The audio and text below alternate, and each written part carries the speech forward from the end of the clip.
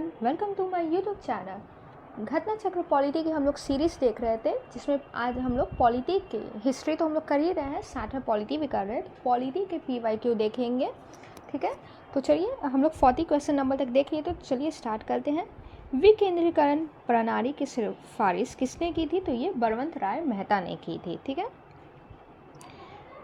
सर्वप्रथम बलवंत राय मेहता ने नवंबर 1957 में पंचायती राज पर अपनी सिफारिश प्रस्तुत की, जिसमें उन्होंने प्रजातांत्रिक विकेंद्रीकरण की सिफारिश की। इसके अनुसार 3 स्तर पर पंचायती राज संस्थाओं का गठन होना था: जिला स्तर, ब्लॉक स्तर और ग्राम स्तर, यानी 3 टायर ये दिए थे बलवंत राय मेहता समिति, ठीक है।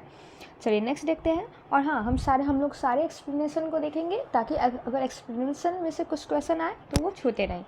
अशोक मेहता समिति ने निम्नलिखित की सिफारिश की थी। ये किसकी सिफारिश की थी? तो ये 2 टायर की थी, द्विस्तरीय सरकार की सिफारिश की थी।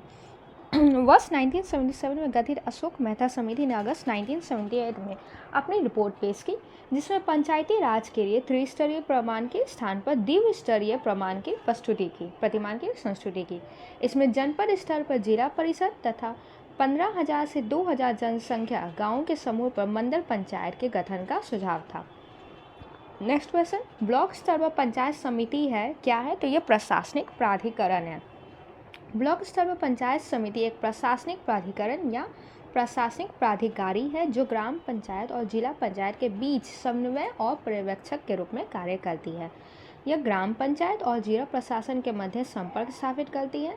क्षेत्र पंचायत में निर्वाचित सदस्यों द्वारा अपने में से एक प्रमुख, एक ज्येष्ठ उप प्रमुख तथा एक कनिष्ठ उप प्रमुख चुने जाएंगे। क्षेत्र पंचायतों को सौंपे गए कार्य समितियों के माध्यम से संचालित किए जाएंगे तथा इसके लिए निम्न समितियां गठित की जाएंगी: शिक्षा समिति, निर्माण कार्य समिति, नियोजन एवं विकास समिति, स्वास्थ्य एवं कल्याण समिति एवं प्रशासनिक समिति। नेक्स्ट क्वेश्चन, भारत में ब्लॉक स्तर पर बनी पंचायत समिति केवल है कहाँ है? तो ये प्रशासनिक पदाधिकारी है। केवल है क्या है? तो प्रशासनिक पदाधिकारी है ब्लॉक स्तर पर। 14 अगस्त 2007 के संसद द्वारा भारतीय संविधान में संशोधन के उपरांत अब अनुसूचित जाति की सूची में जातियों की संख्या कितनी है? ये देखिए, वो उस टाइम के क्वेश्चन के अकॉर्डिंग है। 14 अगस्त 2007 को संसद द्वारा भारतीय संविधान में संशोधन के बाद अनुसूचित जाति की सूची में अनुसूचित जातियों की संख्या 1206 है। निम्नलिखित में से कौन संयुक्त राष्ट्र की सुरक्षा परिषद का स्थायी सदस्य नहीं है? तो कौन नहीं है सुरक्षा परिषद का स्थायी सदस्य? जर्मनी।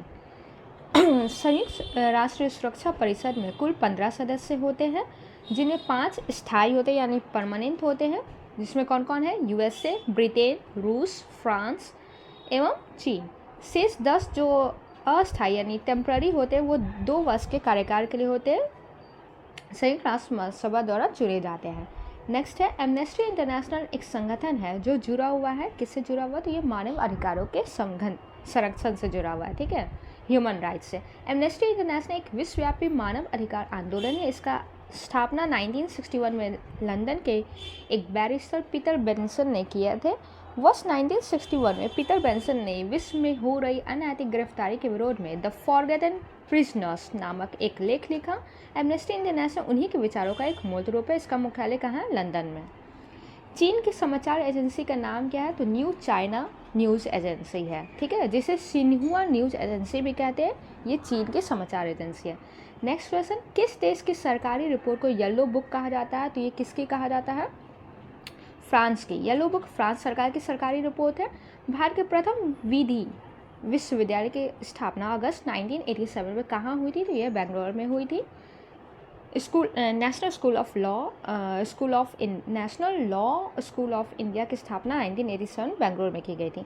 सीमा सुरक्षा बल की स्थापना कब की गई थी? ये 1965। BSF का गठन 1 दिसंबर 1965 में किया गया, जो भारत तथा पड़ोसी देशों की सेवाओं पर तैनात किए जाते हैं। इसका मुख्यालय कहाँ है? नई दिल्ली।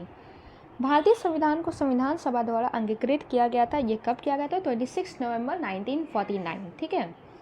भारतीय संविधान के उद्देश्य का प्रस्तावना में उल्लेखित किया गया है कि 26 नवंबर 1949 को भारत के लोगों ने संविधान को अंगीकृत, अधिनियमित और आत्मनिर्भर किया है। संविधान को अपनाने, उसके पूर्ण होने, पारित होने तथा उसके अंतिम रूप देने की तारीख 26 नवंबर 1949 को ही माना जाता है। इस दिन नागरिकता अर्थकालीन संसद अस्थायी संक्रमणकालीन उपबंध लागू हो गए थे। संविधान के शेष उपबंध 26 जनवरी 1950 से प्रभावी हुए, अतः संविधान के पूर्ण रूप से लागू होने तथा पूर्ण रूप के क्रियान्वित होने की तिथि 26 जनवरी 1950 है। भारतीय संविधान दिवस कब मनाया जाता है? ये 26 नवंबर को मनाया जाता है। भारतीय संविधान को अपनाया गया था कब? अपनाया गया था संविधान सभा द्वारा। संविधान सभा के 11वें अधिवेशन 26 नवंबर 1949 को भारतीय संविधान सभा द्वारा इसे अपनाया गया था। नेक्स्ट क्वेश्चन, भारतीय संविधान की प्रस्तावना के सिलसिले में निम्नलिखित में से कौन सा क्रम सही है? तो ये कौन सा क्रम सही है? तो सार्वभौम, सत्ता संपन्न, समाजवादी, धर्मनिरपेक्ष, जनवादी, गणतंत्र। प्रश्न में दिए गए शब्द भारतीय संविधान की प्रस्तावना में वर्णित किए गए ये भारतीय राज्यव्यवस्था के स्वरूप का वर्णन करते हैं। इनमें समाजवादी और धर्मनिरपेक्ष शब्द मूल संविधान में नहीं थे। इन्हें 42वें संविधान संशोधन द्वारा जोड़ा गया। सार्वभौम, सत्ता संपन्न, समाजवादी, पंथ निरपेक्ष या धर्मनिरपेक्ष, जनवादी, गणतंत्र। ठीक है, ध्यान योग्य देने यह है कि संविधान में लिखित शब्द ये संपूर्ण प्रभुत्व संपन्न, समाजवादी, पंथ निरपेक्ष, लोकतांत्रिक, गणराज्य है। ठीक है, जो संविधान में वर्ड यूज किया गया है। भारतीय संविधान के प्रस्ताव में भारत को किस रूप में घोषित किया गया? तो ये एक समाजवादी, प्रजातांत्रिक, गणतंत्र के रूप में घोषित किया गया है।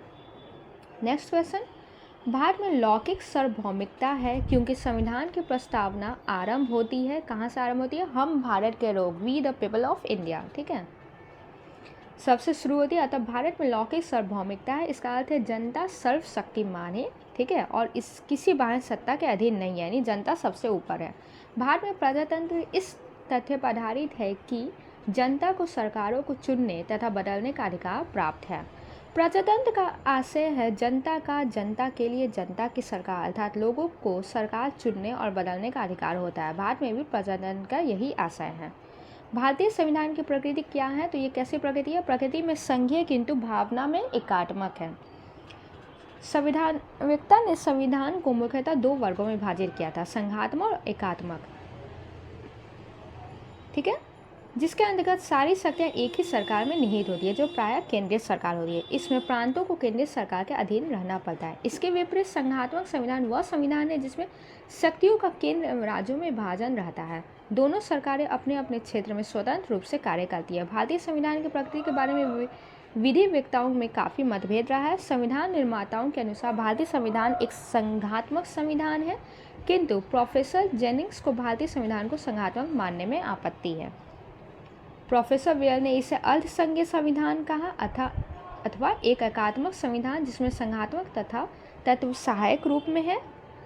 जेनिंग्स के अनुसार भारतीय संविधान में केंद्रीकरण की सशक्त प्रवृत्ति है। अतः उपयुक्त विश्लेषण में हम कह सकते हैं कि भारतीय संविधान ना तो विशुद्ध संघात्मक है, ना ही विशुद्ध एकात्मक। ठीक है, पूरी तरह से संघात्मक नहीं है, पूरी तरह से एकात्मक भी नहीं है, बल्कि यह प्रकृति में संघीय किंतु भावना में एकात्मक है। भारतीय संविधान के 10वीं अनुसूची का संबंध है दल बदल विरोधी कानून से। ये कब लाया गया था? तो ये 52वां संविधान संशोधन 1985 द्वारा जोड़ा गया था। भूमि सुधार के विषय के अंतर्गत है, ये राज्य सूची में है। भारतीय नागरिकता नहीं प्राप्त की जा सकती। कैसे नहीं प्राप्त की जा सकती? भारतीय बैंक में धन जमा करके। ठीक है, कोई बाहर का आदमी यहाँ बैंक में धन जमा करता है, उससे उनको नागरिकता, सिटीजनशिप नहीं मिलती है। ठीक है, कैसे मिलती है? तो ये जन्म द्वारा, देशीकरण द्वारा, किसी भूभाग के सम्मेलन द्वारा, यानी कोई बाहर का ये पार्ट है वो उसको अगर इंडिया में शामिल कर दिया तो ऑटोमेटिकली उनको सिटीजनशिप मिल जाएगी, और रजिस्ट्री द्वारा, रजिस्ट्रेशन द्वारा। नेक्स्ट है नागरिकता संशोधन कानून कब पारित किया गया था? तो ये आपका किया गया था 9 दिसंबर 2019 को। ये जो है नागरिकता संशोधन विधेयक 2019 लोकसभा में 9 दिसंबर 2019 को प्रस्तुत किया गया था। उसी तिथि को लोकसभा से पारित किया गया और 11 दिसंबर 2019 को राज्यसभा द्वारा पारित किया गया। राष्ट्रपति ने इस विधेयक को 12 दिसंबर 2019 को मंजूरी प्रदान की और यह विधेयक अधिनियम बन गया। 10 जनवरी 2020 से नागरिकता संशोधन अधिनियम 2019 लागू हुआ। ठीक है, तो इसका आंसर आपका 11 दिसंबर 2019 होगा। ठीक है, चलिए नेक्स्ट क्वेश्चन देखते हैं। विधि का नियम या कानून का अधिराज का मतलब क्या है? तो यह है सभी के लिए एक कानून, सभी के लिए एक न्यायतंत्र। विधि का नियम या कानून का अधिराज्य का तात्पर्य है सभी के लिए एक कानून और सभी के लिए एक न्यायतंत्र। विधि के नियम का समन्वय अर्थ यह है कि देश के कानून के समक्ष सभी नागरिक समान हैं तथा समान है तथा कोई भी व्यक्ति कानून से ऊपर नहीं है। साथ ही कानून किसी व्यक्ति के साथ धर्म, जाति या लिंग के आधार पर भेदभाव नहीं कर सकता। भारतीय संविधान में मौलिक अधिकारों के तहत अनुच्छेद 14 में विधि के समक्ष समता, विधि के समान संरक्षण का अधिकार प्रदान किया गया है। ठीक है, नेक्स्ट क्वेश्चन, किसको संविधान द्वारा मौलिक अधिकारों को लागू करने की शक्ति दी गई है? तो ये दी गई है सर्वोच्च न्यायालय यानी सुप्रीम कोर्ट या हाई कोर्ट।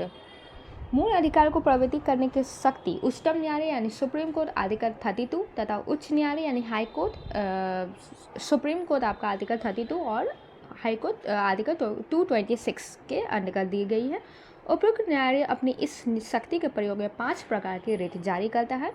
कौन कौन सा है वो? परमादेश, बंदी प्रत्यक्षीकरण, अधिकार परीक्षा, उत्प्रेषण और प्रतिषेध। भारतीय संविधान में किस अनुच्छेद के अंतर्गत नागरिकों को मौलिक अधिकार प्रदान किए गए हैं? तो ये 12 से 35 में मौलिक अधिकार दिए गए हैं। ठीक है, इसमें कुल 6 मौलिक अधिकार है, पहले 7 थे, एक हटा दिए गए, जिसको संपत्ति के मौलिक अधिकार को क्या किया गया है? कानूनी अधिकार बना दिया गया आर्टिकल 301 के तहत। ठीक है, भारत के संविधान का निम्नलिखित में से कौन सा अनुच्छेद प्रेस की स्वतंत्रता से संबंधित है? तो ये आर्टिकल 19 है। 19 में आपका प्रेस की स्वतंत्रता है। 19 से 22 तक स्वतंत्रता का अधिकार दिया गया है। 19 का 1 का क में वाक्य एवं अभिव्यक्ति की स्वतंत्रता यानी फ्रीडम ऑफ स्पीच है। चलिए, निम्नलिखित में से कौन सा मूलभूत अधिकार नहीं है? तो ये संपत्ति का अधिकार, जिसको अब चेंज कर दिया गया, कानून विधि अधिकार बना दिया गया 44वें संविधान संशोधन द्वारा। निम्नलिखित संवैधानिक उपचारों में से किसे पोस्टमार्टम भी कहा जाता है? किसे कहा जाता है? तो ये अधिकार परीक्षा को कहा जाता है। ठीक है, ये सब टर्म बहुत ध्यान रखिएगा। डॉक्टर भीमराव अंबेडकर ने संवैधानिक उपचारों का अधिकार अनुच्छेद 32 को संविधान की आत्मा और हृदय कहा। संवैधानिक उपचारों के अधिकार परीक्षा यानी क्वे वारंटों को संवैधानिक उपचारों का पोस्टमार्टम भी कहा जाता है। यह कार्रवाई है जिसके द्वारा न्यायालय क्या करती है? लोक पद पर किसी व्यक्ति के दावे की वैधता की जांच करता है। इसके अतिरिक्त उत्प्रेषण को भी पोस्टमार्टम रीत कहा जाता है, क्योंकि इसमें भी निर्णित क्या होता है? न्यायिक कार्रवाई की जांच होती है। पोस्टमार्टम भी एक कार्रवाई है जिसमें मृत व्यक्ति के मरने के दावे की वैधता की जांच होती है। अतः विकल्प ई सही उत्तर है।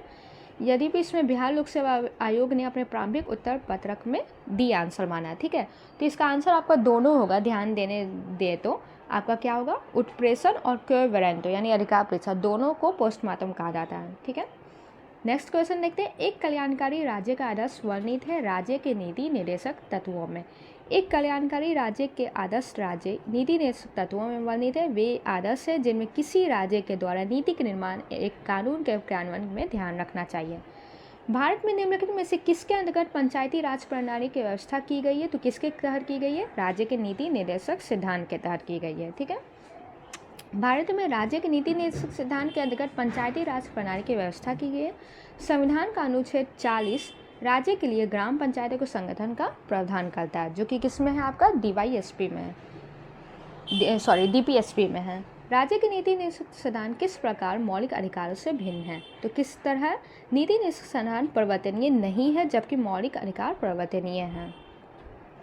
राज्य के नीति निर्देशक सिद्धांत मौलिक अधिकारों से भिन्न है क्योंकि नीति निर्देशक सिद्धांत परिवर्तनीय नहीं है जबकि मौलिक अधिकार न्यायालय द्वारा परिवर्तनीय है। नीति निर्देशक सिद्धांत संविधान के भाग 4 में वर्णित है और कल्याणकारी राज्य की स्थापना के लिए दिए गए निर्देश है, जबकि भाग 3 में मौलिक अधिकार है जो व्यक्तियों के राज्य के प्रति दिए गए सुरक्षा की गारंटी है। मौलिक कर्तव्यों को निर्धारित किया गया है, किसमें निर्धारित किया गया? 42वें संविधान संशोधन द्वारा। इसके तहत मौलिक कर्तव्यों से संबंधित भाग 4 का क एवं आर्टिकल जो है 51 का क को शामिल किया गया है। मूलतः मौलिक कर्तव्यों की संख्या 10 थी। 86वें संविधान संशोधन में 11वां मौलिक कर्तव्य जोड़ा गया है। मौलिक कर्तव्यों को आचार आदेशों के नाम से भी जाना जाता है। नेक्स्ट क्वेश्चन, 42वें संविधान संशोधन के अनुसार 10 आचार आदेशों को किस नाम से जाना जाता है? तो ये मौलिक कर्तव्य के नाम से जाना जाता है। निम्नलिखित में से भारत के मौलिक कर्तव्य कौन सा है? तो ये हमारी मिली जुली संस्कृति की समृद्ध विरासत को संरक्षित करना है। ठीक है, हमारी मिली जुली संस्कृति की समृद्ध विरासत को संरक्षित करना व महत्व प्रदान करना मौलिक कर्तव्य आर्टिकल 51 का क च में शामिल किया गया है। राष्ट्रपति क्या है? संसद का हिस्सा नहीं होते, संसद का हिस्सा होता है, संसद का हिस्सा होता है, संसद में बैठता है, क्या होते हैं? संसद का हिस्सा होते हैं ना। चलिए, भारत का राष्ट्रपति लोकसभा और राज्यसभा के साथ मिलकर संसद का निर्माण करते हैं। इस प्रकार वह संसद का अभिन्न अंग है। गौरतलब है कि सरकार की संसदीय व्यवस्था में कार्यपालिका अपनी नीतियों एवं कार्यों के लिए विधायिका के प्रति उत्तरदायी होती है। संसदीय सरकार को कैबिनेट सरकार या उत्तरदायी सरकार या सरकार का वेस्टमिंस्टर मॉडल भी कहा जाता है। ठीक है, आज के लिए इतना ही। देखते हैं, आज हमने 3 टॉपिक कंप्लीट किया, पंचायती राज, मौलिक अधिकार और मौलिक कर्तव्य। ठीक है, नीति निरसक सिद्धांत भी के साथ। तो राष्ट्रपति से हम लोग नेक्स्ट वीडियो में देखते हैं। Thank you.